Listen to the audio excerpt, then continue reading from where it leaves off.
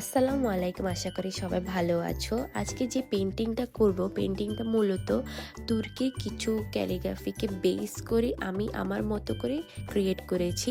আমি পিন্টারেস্টের হেল্প নিয়ে কিছু নকশা পেপারে ড্র করে নিয়েছিলাম, সেটা আবার ক্যানভাসে এখন আমি কার্বন পেপারের সাহায্যে অ্যাপ্লাই করে নিচ্ছি।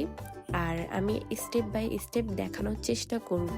যেমন হচ্ছে এটার মাঝখানে একটু খালি ছিল, আবার আমি আরেকটা নকশার মাধ্যমে ওইটাকে একটা ডিজাইন ক্রিয়েট করার চেষ্টা করেছি। তোমরা কতটুকু বুঝতে পেরেছো আমি জানি না।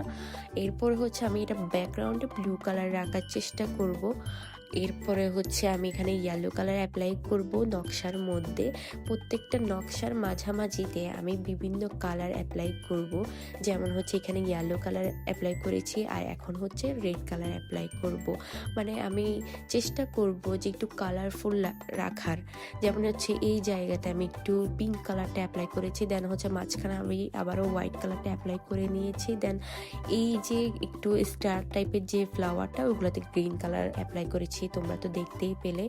এরপরে আমার কেন জানি মনে হলো যে আমার পেন্টিংটা আরেকটু ডার্ক টোন হলে ভালো হতো। দেন হচ্ছে আমি আবারও একটু ডার্ক ব্লু কালারটা অ্যাপ্লাই করে নিয়েছি। এরপরে আমি হচ্ছে আমার ক্যালিগ্রাফিটা কমপ্লিট করব। প্রত্যেকটা কাজে না ধৈর্য ধরে করতে হয়, অনেক সময় নিয়ে করতে হয়। যেমন হচ্ছে এই কাজটার মধ্যে আমার প্রায় 2 সপ্তাহ সময় লেগেছে কমপ্লিট করতে।